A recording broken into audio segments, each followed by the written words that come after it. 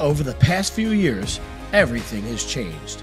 Where and how we work and live, the way we collaborate and measure success, and the emerging technologies we use to get it all done. Welcome to The Bridge. Join our host, Scott Kinka, in a series of discussions with top leaders in technology and learn about how they bridge their lives and their businesses into our new hybrid work and AI-driven reality. Our hope is that the insights and experiences will help you on your journey in business and in life from who we were to who we are today. And maybe it'll help you get better prepared for whatever comes next. The Bridge is a service of Bridgepoint Technologies, the nation's leading IT advisory firm. Bridgepoint helps business leaders evaluate, procure, implement, and manage technology and customer experience solutions with a focus on realizing sustainable results for your business growth. And now, here's your host, Scott Kinka. Cybersecurity is a many-layered beast, full of disparate vendors, solutions, standards, regulations. I don't talk to a CIO who thinks they have it all figured out. So how do you make all of that work together? Well, I don't know that we're going to answer that on this episode, but I can tell you that cybersecurity is a team sport, or so says Melanie Thomas, a principal for cybersecurity at AT&T, and my guest on this episode of The Bridge. And well, if that's true, cybersecurity being a team sport, well, Melanie may just be one of the up-and-coming coaches in the league. She's an adjunct professor for cybersecurity at the University of San Diego in their CSOL program, effectively a master's in cybersecurity operations and leadership. She is an eyes-on-glass threat, detect, and response leader, a Dave Matthews fan, and a Hope Punk aficionado. You're going to have to listen in to learn a little bit more if you don't know what that is. This is a seriously cool conversation with a leader in the space, and we spend 30 minutes trying to answer the question, why is cybersecurity so hard? If you're trying to answer questions like this on a regular basis, then please listen, subscribe, and like The Bridge with Scott Kinka to stay with us for more content. But you're here now, so stay away from the back button. This episode does not disappoint. Here is my conversation with Melanie Thomas, professor of cybersecurity and principal of cybersecurity at AT&T. Well, hello, and welcome to another episode of The Bridge. This is one that I've been looking forward to since I've seen this power lady chat at our summit a couple of weeks ago. My guest this week is Melanie Thomas. She's a principal in cybersecurity at AT&T. How are you, Melanie? I'm wonderful. How are you? I'm great. You're not only the principal of cybersecurity at AT&T or a principal at cybersecurity. You have some other things that you do. Tell us a little bit about that. I do. So outside of what I do for our services here at AT&T, which are very, very fun and varied, right? We all wear a lot of different hats. So outside of AT&T, I'm also an adjunct professor. So I teach at the University of San Diego for the CSOL program, which is the Masters in Cybersecurity Operations and Leadership. Gotcha. And is that where you got your MS in cybersecurity from San Diego? It is actually not. I actually got my master's in cyber from George Washington University. Fantastic. So how did you end up doing this at University of San Diego then? I love living in San Diego. Okay. So there's that. It's also a local school. It's a beautiful campus, very, very well-regarded school. But I also have a lot of respect for their law program. So they hold a law symposium every year. It's one of my favorite events. And the program director, Dr. Michelle Moore, is also a very well-respected cyber professional here in the city and the industry. She's at the director of the program. And it asked me to come onto the program a few years ago, and it wasn't a great time. So finally found a great time to do it last year. So I'm going into my second year of teaching now. Got it. And how many classes do you teach? 3. So only one per semester, because it's a lot, right? Working at the same time, but 3 different courses. And building one right now. I had some time in the classroom myself, teaching graduate work, and it was a lot of fun. I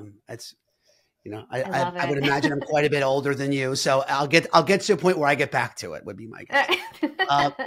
So all good. Well, that's fantastic. Tell us about what you do at AT&T. What does being a principal of cybersecurity mean?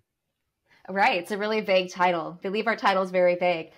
So I am with 2 different services. So we have kind of sister services here under the AT&T Cybersecurity umbrella. So with AT&T cybersecurity, there's lots of different services underneath it, right? So we're not your same company that you call for your cell phone bill, that you call for your internet plan, right? We're a completely different part of AT&T business, and we're really focused on the cybersecurity end. And so the services I work for are the Managed Threat Detect and Respond, so the MTDR service, as well as Managed Endpoint Security with SentinelOne. And so these are sister services. We have customers that bundle both services, where our teams have visibility into all that great logging from firewalls, endpoints, all that great things, and then also directly manage SentinelOne directly on the endpoints as well for monitoring and threat response. Got it. And you were largely working, in or with the SOC team there at AT&T. Is that true? Oh, absolutely. Right in there with all the teams. So I have the great benefit of working across multiple teams. Yeah. So I'm largely with our provisioning team, so helping with the security engineers who provision the services initially with the customers. So I have a chance to coach that team as well and kind of learn about talking to the customers, this is how we want to provision into your system. What does your network look like? What are your security concerns? What are your compliance concerns, right? How do we want to make sure that we're monitoring all that correctly, right? And feeding that into our SOC. We also have a great team of threat hunters that I also have the chance to work with. So the team that's in there proactively threat hunting, doing incident response as well. And then we also have a SOC team. So a different set of team members there who are 24/7, 365, monitoring all of that between the consoles. Got it. So eyes on glass. Yes. Fantastic. And I would imagine that for a lot of your customers, I'm thinking about AT&T and those who would be your customers, and I'm sure they're all over the map in terms of size, but, being a big partner of AT&T ourselves at Bridgepoint, your customers are mid-market and enterprise very often. I would imagine that many of them have their own security operations as well. Do you find that you're working kind of beside them, or do most customers just sort of hand you the keys on their security operations? We're finding originally it used to be that, right? Where the price to entry to some of the services was so high that you almost had to be a large company to even get managed cybersecurity services as part of your budget. Luckily and unluckily, maybe, a lot of companies, right, need that extra helping hand, right? They need the expertise. They can't hire on directly. And so we're in the past several years, we're seeing many more smaller companies. And so we're seeing mom and pop shops, right? We're seeing very small companies need help. We're seeing customers, for example, that have less than 100 endpoints, right? So we're talking, really small businesses need just the same help. And we help them just the same on incident response and monitoring that we would a significantly large international corporation. Got it. And I think I was going to ask you why it's so hard, but let me save that, because I think it's probably more appropriate later in our discussion, because we'll get into a little bit more of, what's happening in the broader security landscape in a minute. So let me take a step back, and we're going to tie it back to you for a moment. First, with that educational background, do you find that you end up with an opportunity to leverage your educational background in your day-to-day with customers and with your peers in the AT&T SOC? I do. Okay. And it's a double-edged sword. Sometimes you feel very soapboxy. You're like, oh, well, let's talk about theory, right? Let's talk about going back to basics and incident response and why it's important to have a plan, right? And some of those basics. So in some cases, in some customer cases, for example, if this is their first foray into security, they've never had those conversations, right? They don't know what it's like to do scans. They don't know what visibility is like. They don't have a good handle on their endpoints. And so easing into those conversations is a little bit, not as overwhelming as if it happened right as soon as an incident response is happening and you're you're flinging terms and acronyms at them, and it's a lot harder. So we do find a lot of times that, especially during the provisioning process, it's a lot of education up front, where we can't assume that the customers have, mid-range or expertise in any level of cyber, much less, just basic endpoints or on premises, right? So just traditional cybersecurity knowledge, so things that we all take for granted a lot of times, much less, ability to know and counteract some of these more advanced threats that we're seeing come out. Got it. Makes a lot of sense. So let's just tuck back into you a little bit. I did a little bit of reading, but I want to ask you a general question, and I hope it's not an unfair question. But But those who are, who follow the show, we talk a lot about personalities and also a lot about my background as well, comes out in that. And so those who follow along know I have a couple of girls, and I had two girls before my son, and both of them ended up, in tech or around tech. Yeah. But it's usually not a straight line. Like, so again, I hope that's not offensive, and I hope it's not an out of bounds, but I mean, like, here you are, like, security queen, and, it's not usually an equation people make. Like, one, how did you end up there? And two, like, do you have advice for, women or for girls who are just trying to figure it out, younger women, as they're thinking about cybersecurity as an option, as a career? Oh, thank you. I love it. And like you mentioned, it's not necessarily a super linear path, right? A lot of us start in regardless of who you are, you start in a lot of different ways, and you find yourself pulling toward cyber or pulling toward IT. Yeah. But that wasn't your initial path. So I first started my degree, for example, my undergrad, I was philosophy pre-law. It's definitely, I teach cyber law now, but that's not necessarily where I started out.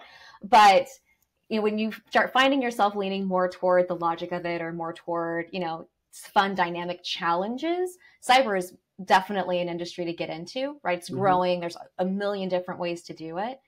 So everybody comes to it differently. I think I also mention this to my students sometimes too, is that it helps the industry when you bring different experience to the table, right? So if you only have a team that is only ever traditional IT, right? Everyone knew exactly, they've had the same exact certification, same exact experience, all go into the same team. You don't have that good variety. So it's a beneficial to the team, to the enterprise, to the industry, when you're able to bring multiple points of view, when you're able to bring different types of experience to the table. I think you see that also with the FBI, right? When they look at special agents, they recruit special agents from a variety of industries, a variety of experience, because that helps in the overall pool of approaching solutions and things like that. So I'd say don't be afraid of it, right? We're a growing population now inside of cyber. I think when I first started many, many moons ago, I think we were only 8%, I want to say, of the overall ratio, right? Metrics wise of the industry. I think now we're at 13. So we're growing. But a lot of room to grow. And a lot of room to grow. What I think I just heard you say, I don't want to put words in your mouth, so I'm going to read it back and then you tell me if I'm right. But, diversity enables us to do our job better. So so you're basically join Melanie, ladies. She said, she wants to come on over. Yeah, absolutely. No, I get it. I love it. Thank you for that. And it's amazing. There's no question it's been a male dominated industry forever. I say that all the time. Like, you don't need crusty old guys like me driving everything, right? I mean, we're past our prime. So we need all of that, and we need allies too. Like, we need allies that want us at the table, right? We need all of that. Totally.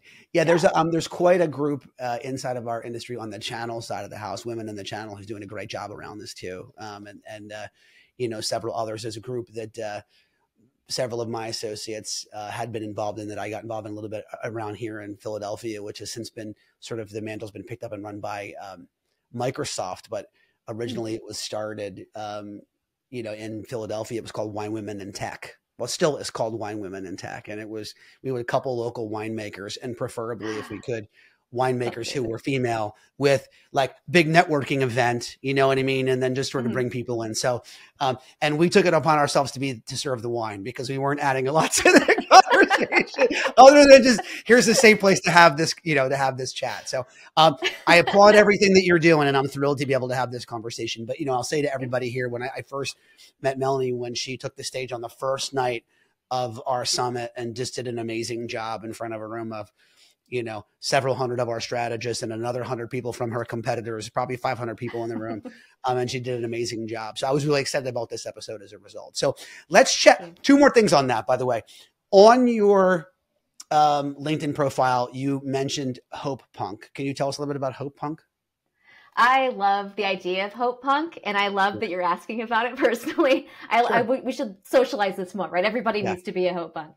It is a radical idea, right? It's a joint movement of bringing optimism, right? And bringing good, and all moving in the same direction, that ultimately we can still fight for the good fight, right? We're all moving in a good direction. We are all moving for positive change. We're all moving in kindness to each other. It's all, team effort. I think cybersecurity. So James Turala, for example, I was on a SANS course with him recently. Cybersecurity is a team effort, right? It's a team sport. Yeah. And our teams do that very much, right? So it's never one person is never the smartest person in the room, right? It takes a team effort to attack the bad guys just as much as they're attacking us, right? Yeah. And go in this together. And so it's hard, right? Sometimes when you're on the other side of it. So being the good guy side, we have to play by the rules, right? Bad guys don't have to play by the rules. And so it can be very defeating. And so I think when you're purposefully putting yourself in a hope punk kind of mindset, and you're like, you know what, this is a challenge, and it's going to be a challenge. And I choose to be in a growth mindset. I choose to look for kindness and look for positive change. Yeah. It helps shift the conversation. It helps shift the way that you approach teams and approach solutions. And Hope Punk itself is largely centered around, in a lot of ways, around sci-fi content. Do I have that right? It is, yes. Yeah. Gotcha. So fighting for good, as fighting opposed to, yeah, I totally get it. I asked you earlier if any of your tattoos fell into the Hope Punk story, and you pointed one out. Is it off limits, or am I allowed to ask about it? No, absolutely. Yes. So of my many tattoos, yeah. I have this one on the inside here. Yeah. So this is from Hitchhiker's Guide to the Galaxy. Yeah. So it is the answer to life and everything. So it is the number 42 with the whale and a pot of petunias. So right here on the inside, right in the strength. But yeah, I love it. That's amazing. And then the other coincidental number that popped up on this one is that this is our 41st episode. You just talked about 42. This is our 41st episode. And you, like I, happen to be a Dave Matthews fan. So that's a pretty good number if you're a Dave Matthews fan. Absolutely. I love it. That's amazing. The universe is aligning. Yeah, let's jump over into the security concept a little bit. I mean, I think, people think AT&T, they think different things. You've got a shirt on that says AT&T Cybersecurity. Tell us about all the great things that you guys are doing to help businesses of all sizes. And, that I learned a little bit on that. I would have thought a little bit larger. But I also think that, like, given everything that's happened in the economy and in the way we work over the last couple of years, that it's a very natural progression. Not that this is a new area for AT&T, but it's a very natural progression from network into security, because our sense of place has really completely democratized. I mean, the shiny building concept has become, so much less important in the way that businesses think about their business networks and how they secure them. I mean, first off, is that a fair statement for me to make? Is this a natural place for AT&T to land? Absolutely. Okay. I mean, how do you think security has changed in the light of hybrid work? I mean, the jobs changed. How long have you been at AT&T now? Just over 3 years, I want to say, maybe 3.5 years. So you were catching the beginning of the turn, but now business is very different. I mean, how has security in general changed kind of in the light of hybrid work in your mind? Oh, it's absolutely changed the conversation, right? So as soon as we saw COVID happen and everything shifted to home networks, right? We now had a whole workforce that need to be aware of, what do I do at home and how does that impact my enterprise, right? Does that even mean anything, right? So where before, every once in a while you might work from home. We had a smaller percentage of the workforce that did normally work from home or remotely. So VPN became very much part of the conversation. What is a VPN? Why do I care about it? Do I really have to stay connected, right? Mobile is now becoming very much a larger part of the conversation too. So still remaining free outside of the corporation, but everything's tied to our mobile phones. That still has ties into corporate resources. And how can that be used to be leveraged in an attack to steal credentials, all of those fun things. We very much see, that being used and leveraged in incidents as well. So we see companies needing to consolidate that, right? So they're consolidating their workforce, they're closing down buildings, but they still need all of that actual cloud infrastructure. They still need SD-WAN. They still need VPN. They need endpoint protection, right? To still be able to manage the still existing workforce just in a different way. Yeah. I mean, in a lot of ways, the security now has gone from sort of many to one, meaning people into locations, to many to many, I guess, in a lot of ways, right? The footprint, is, you can't build the moat at the office anymore, right? And then, Exactly. well, let me ask you this question. Is it fair for me to say that the base unit of measure in a security posture is no longer location, it's person? Oh, identity. Yes. Yeah. I would say identity. Okay. And so tell me why you said person, identity versus person. You see that differently? I see that a little bit differently. Right. So identities, you can have multiple ways to think about identities, but you're one person. So me as my one person can have multiple ways that my identity is tied into corporate resources. Yeah. So let's say taking mobile. If I have a corporate provisioned mobile phone, y'all can remotely wipe that if I do something ridiculous, right? Yeah. My corporation can say, hey, no, wipe the phone. But if I have a personal device, they can maybe wipe the corporate, but they can't wipe my personal information. Yeah. And so my identities are kind of separated there and tied into different softwares and different applications and things.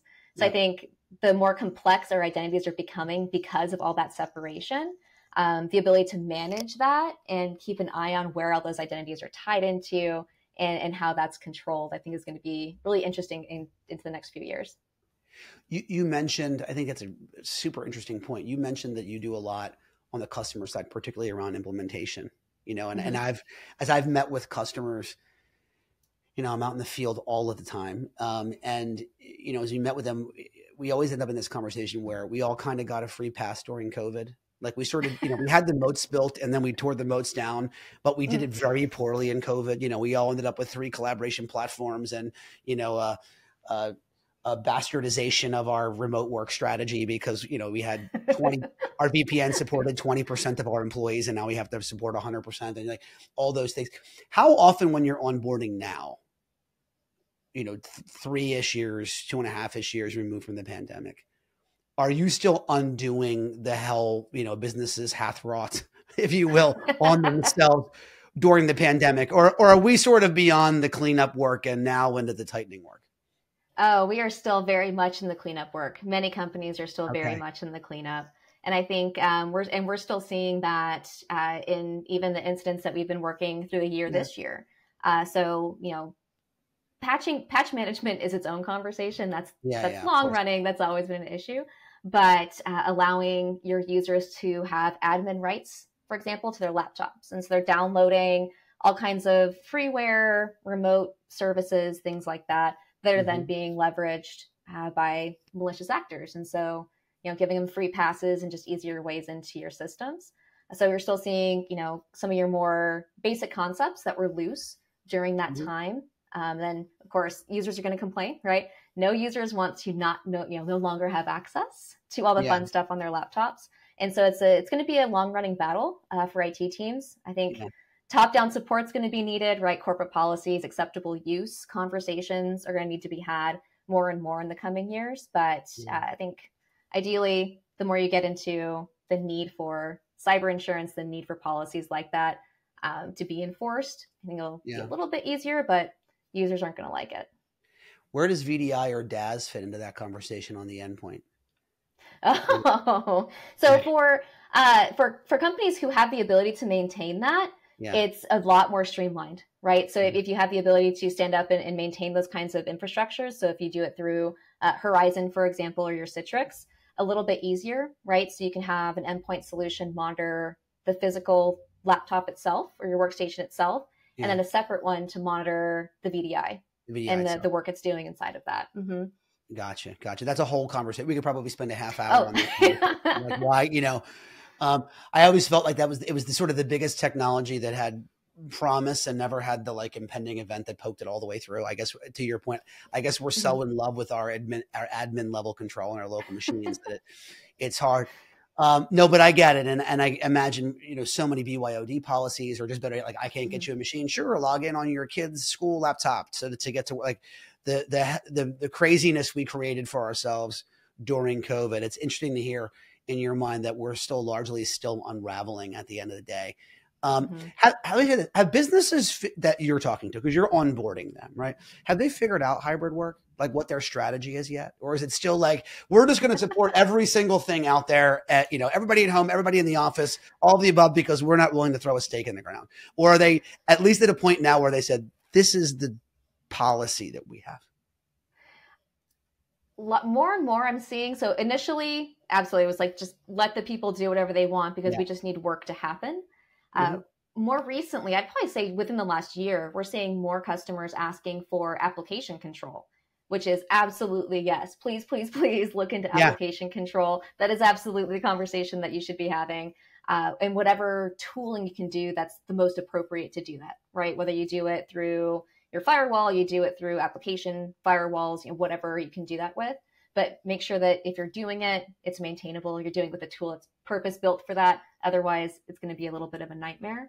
But controlling that, absolutely, I think is worth the effort, because then you don't have the freeware, the junk that's getting put on there, and you can start, having a little bit more of a wall there. Gotcha. You mentioned the word purpose built, which you didn't even know the question I was going to go to next, but it was the perfect segue. So thank you. I mean, security is probably as fragmented an industry as you can get, right? I mean, there's, and there's, 20 some odd different tools that you have to have in an overall policy. Everyone's completely fragmented. And I look at it like many businesses. Yeah, you could go buy an MDR, right? But and I could have inserted any technology acronym in there, right? But in a lot of ways, kind of useless when it's not sort of embedded in a policy from front to back with consistent logging and monitoring and exception management and all the things that go around it. With that in mind, why security so hard for IT people at the end of the day, in your mind? And the sort of the B part to that then is sort of, why then did they lean on, the SOC services and the security management services of an AT&T? That's a great question. They are very much tied, right? They're very much connected. So I think part of the struggle because this industry is fragmented, I think because, right, there are thousands of vendors out there that sell very niche pieces of security that you can only do it if you buy this very small module of this very large piece, but that's the only part you actually need. And, all these integrations and things. I think because it does make it very complicated. So understanding your enterprise, your policies, your needs, all of that is part of that front conversation. But part of IT that also gets hard is you do have user acceptance, right? What's realistic?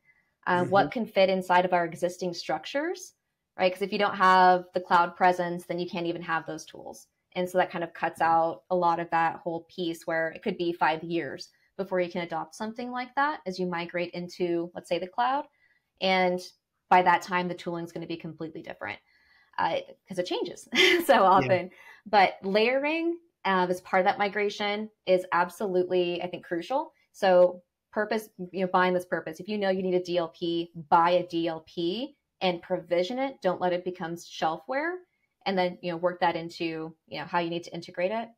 So with that, right, you can't protect what you can't see, right? So if you at a minimum need logging, great. Get something into logging so someone can see it and alarm off of it, and start with that baseline and then kind of add into your layers from there. Don't buy one thing thinking it's going to do 100 things, right? And then be disappointed, right? So I think some people get into the bucket there where it's like, oh, well, I bought this thinking it was the end all be all. No one's an end all be all, right? And that's why you need layers, and that's why you have purpose built systems to do exactly what they do very well. Yeah.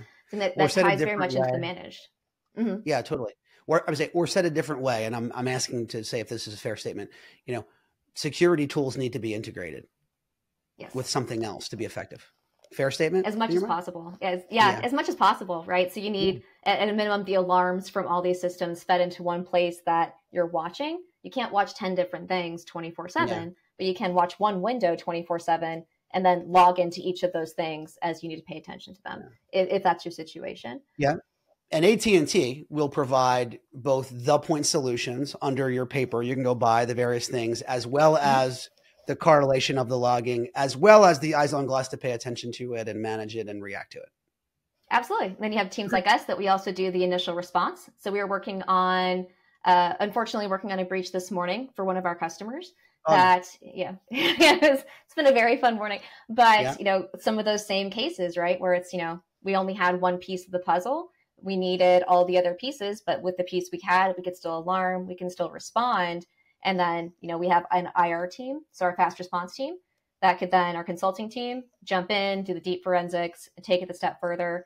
You know, we have then, we can refer to our MSS teams, so our other managed security teams. Let's talk about maybe manage Zscaler, or let's talk about manage SD-WAN. Let's talk about managing your FortiGates or your Palo Altos, and working with those teams as well, bringing those services in a more coordinated way inside of AT&T. So that helps us work within those teams as well. Interesting that you just said that you're working on a breach, and you don't need to say it specifically about this customer, although I'm going to ask it that way. You don't have to tell me who it is. Okay. The 0-day or self-inflicted? Very unfortunately self-inflicted. Known How often is that the answer? How very common. Yeah. It's been very common. We've had more than 50 breaches this year alone, that are true positive, right? True positive breaches for our customer base, which is a lot, right? Unfortunately, but it's, you know, unpatched systems, and it's a known exploited. There's CVEs, there's publications about it. Y'all patch your systems, please. When it's known exploited vulnerabilities, please patch them. So I'm gonna give you the bridge into the fun conversation. Okay. So here it is. So we've been talking quite a bit about AI on the last 5 or 6 episodes. We started with, I'm not sure if you were still there at that point, but we had a chat at the summit with sort of 4 industry experts, and we turned that into episodes, split it up into 2 episodes. And it seems like every episode since then, we've landed in AI somewhere. So I have to ask it now. Is AI already becoming another complex thing that needs to be added to the overall security posture of the business, or are we not there yet? It depends on how you think about it. So I think, I mean, that's like the famous security answer, right? It depends. Right. So you can That's use exactly why we should get together. Yeah. But everything you use for good can be used for bad, right? The same data you use can be used in a million different ways, but we can use AI for moving faster. We can use AI for learning faster. We can use AI for analyzing things faster on a good guy side, right? So help me find where I can have misconfigurations, things like that, as we continue to train it in a good way. But we are seeing that very likely bad guys are using it faster, right? They're writing more malicious code faster. They're executing faster. They're leveraging Shodan with it faster, right? So there's things that are just becoming more challenging. And so I think we're going to see the industry, obviously it's already starting to react to that. It's usually when they start talking about quantum and how we need TLS 1.3, things like that, where it's going to get, just everything's going to be faster, right, in the years coming. But it's that hope punk coming out. It's not a doomsday situation. I think it's just a matter of, it just continues to change the conversation. But if anything, it continues to establish the need for visibility and for vigilance, basically. Yep. Fair statement. So you will fall, given that optimism, you will fall into the robots will be our friends, not take over the world camp. Is that going to be very nice to my Alexa? She and I are best friends. Yeah. I love it. All right, let's launch into some fun before I let you go. This has been an amazing conversation. 3 quick questions. Okay.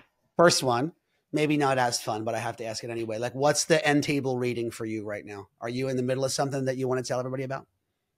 I just got a new book. So I haven't started reading it yet. It's called A Visit from the Goon Squad. Okay. So I have to know more. Tell me. Oh, so wait, it's right behind me. A Visit from the Goon Squad. Yes. I'm buying it this afternoon just because it's right behind me too. So I just got this one. So it's a dark former punk rocker and record executive. So it's also a punk rock. So I think it's supposed to be super fun. I've only heard very good things about it. So okay. All right. That's great. I'm into that. Destruction and redemption. Love it. There's that optimism coming out again. All right. So this is not an optimistic question, but maybe you can give it an optimistic answer. So let's assume, however, that it does go to the negative side and the robots take over the world, or there's some dystopian event, and only one application works on your phone. going forward. What is it? Okay. Only one application works on my phone. This is your end of the world as we know it app. Uber Eats, which is the worst response because there's no way it would happen. Right? Hey, That's listen, the first thing that comes to my mind. I've had and that New York Times games. I play New York Times Connections and the crossword puzzles. I think that's more realistic than Uber Eats. We get all kinds of crazy answers. Oh, really? we've had just make sure the flashlight works if the world is over. I think that's a pretty smart answer. That's the smartest wit. That's a good one. Mine was like, if I'm just going to be in my personal reflection space by myself, give me something to listen to. So I just need the music app to continue to operate. But, you never know. A lot of people, I want to be able to text my kids or directions. Those are pretty good answers too. But hey, you never know. It really does depend. There's your security answer. It does depend on what kind of end of the world event we're talking about. All right. So here's I'm going to ask you to put your prognosticator's hat on. Just give me a shameless prediction of any kind. It can be in tech, but it can be in sports. It can be in movie. It doesn't matter. A shameless prediction of some kind for the next 18 to 24 months. Ooh, shameless prediction. Taylor Swift and Travis Kelce are going to break up before January. Wow. Before the Super Bowl. Is Travis Kelce going to be in the Super Bowl and have his heart broken before he plays the game? Is that what I think so. I think that's going to make the story like a little bit more kind of juicy for the fans, right? And I think it's going to be a little bit more of like All right. Well, everybody that listens to the show knows I'm a crazy big Philadelphia Eagles fan. But it's hard not to like Travis Kelce because of the brotherly connection there. That's true. So all good. And and like we were hoping it would make it to the summer because Jason is a neighbor at our Jersey Shore beach house. He's like a block away, and Travis comes a couple weeks out of the year.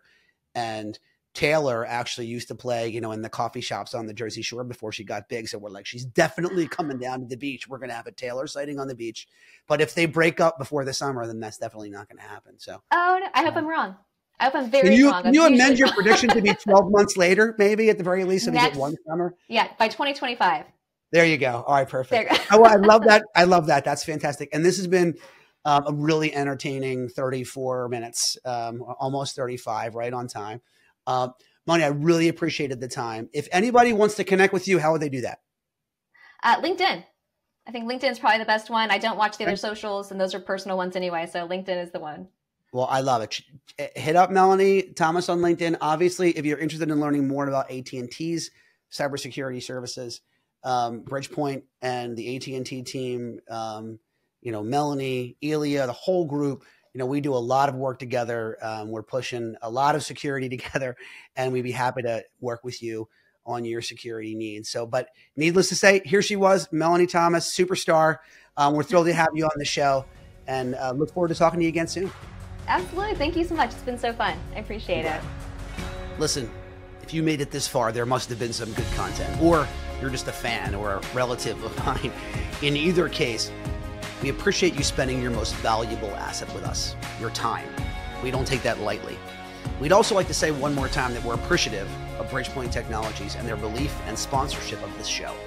We hope that if you or someone you know is thinking about your company's digital transformation, or simply the next IT project that you may not have the resources, budget, or time to get to, I'm sure that Bridgepoint, one of the country's fastest growing technology advisory and procurement firms, can help. Check out bridgepointtechnologies.com. Don't forget the E on Bridgepoint, or simply reach out to me at Skinka, SKINKA, at bpt3.net. Also take a minute, please, if you would, to give us a 5-star review on your favorite platform. It helps give us the visibility to reach other people like you. Thanks for listening to this episode of The Bridge. I'm Scott Kinka, and until next time, there's a lot of noise out there in business and in life. Do what you can to be the signal. Thanks.